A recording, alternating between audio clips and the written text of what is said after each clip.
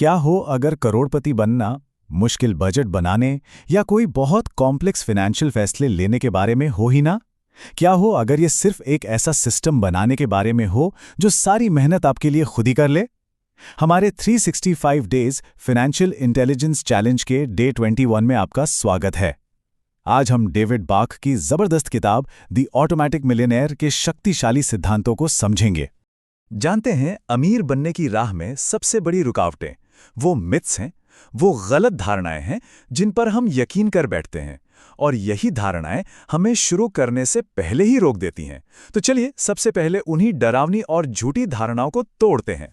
ये शायद सबसे आम धारणा है कि करोड़पति बनने के लिए आपकी सैलरी बहुत ज्यादा होनी चाहिए। ऐसा लगता है कि जब तक 6 अंकों में कमाई ना हो तब तक तो बचत करना नामुमकिन है। लेकिन सच तो ये है कि आपकी आमदनी कितनी है ये उतना जरूरी नहीं जितना ये जरूरी है कि आप उस आमदनी का करते क्या है। दूसरी बड़ी गलतफहमी ये है कि अमीर बनने के लिए स्टॉक मार्केट का जीनियस होना या कोई असाधारण फाइनेंशियल दिमाग होना जरूरी है। लोग इन्वेस्ट करने से इसीलिए डरते हैं क्योंकि उन्हें लगता है कि ये बहुत ज्यादा जटिल है। पर क्या सच में अमीर बनने के लिए वॉरेन बफेट बनना जरूरी है? और फिर ये सोच है कि सच्ची दौलत तो सिर्फ उद्यमियों या बड़ी कंपनियों के टॉप एग्जीक्यूटिव्स के लिए ही बनी है।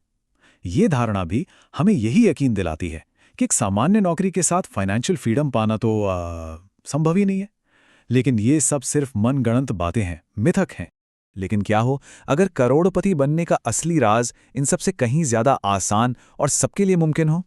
ये किस्मत का या असाधारण टैलेंट का या कोई जोखिम भरा दांव लगाने का खेल नहीं है। असली चाबी एक ऐसे सिस्टम में छिपी है जिसे कोई भी, जी हां, कोई भी अपना सकता है। और वो राज है ऑटोमेशन। ये किताब एक बहुत ही पावरफुल और आज़ादी देने वाला मैसेज देती है। दौलत बनाने के लिए आपको फाइनेंशियल एक्सपर्ट होने की या बजट बनाने में घंटों बिताने की या अपनी इच्छा शक्ति पर निर्भर रहने की कोई जरूरत नहीं है।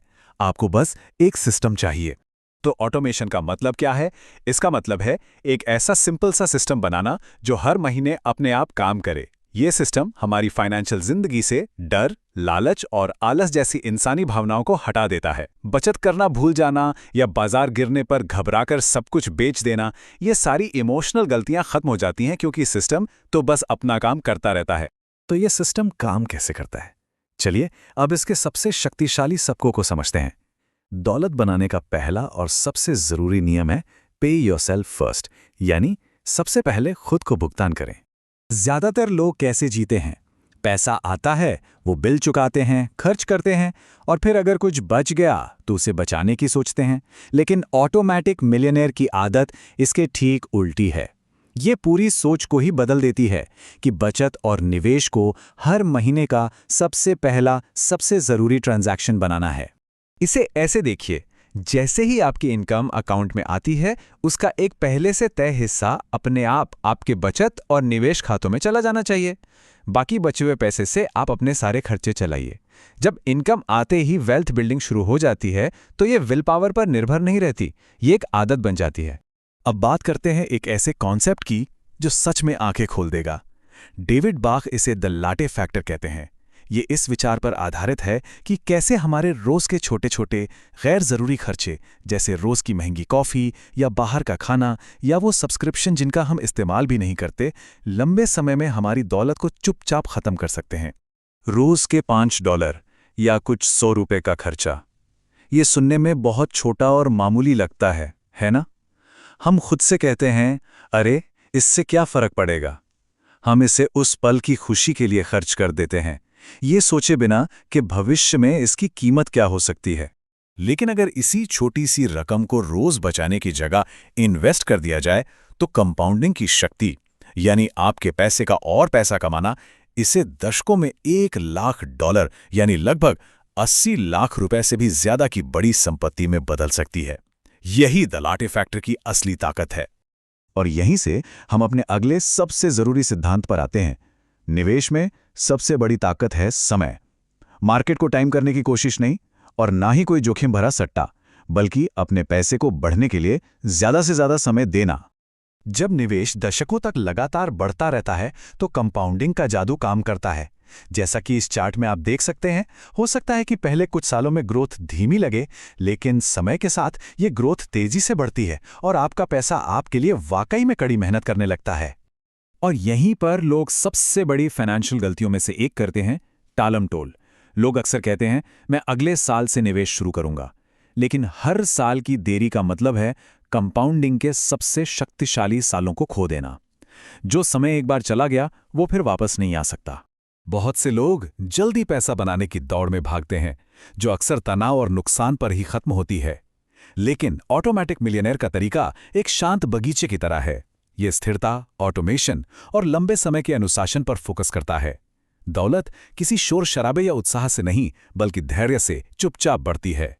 तो चलिए इस किताब से मिले जो मुख्य सबक हैं उन्हें एक साथ दोहराते हैं, जिन्हें आज से ही अपनी जिंदगी में लागू किया जा सकता है। ये सब कुछ एक सरल विचार पर आकर टिक जाता है। एक ऐसा सिस्टम बनाइए जो दौलत को ऑटो पायलट पर डाल दे।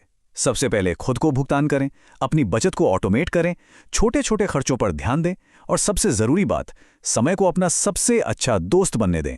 जितनी जल्दी हो सके शुरू करें और टाल मटोल से बचें। और यहाँ एक अंतिम लेकिन बहुत शक्तिशाली विचार है। फाइनेंशियल सफलता में सबसे बड़ी रुकावट आमदनी की कमी नहीं है, बल्कि एक भरोसेमंद सिस्टम की कमी है।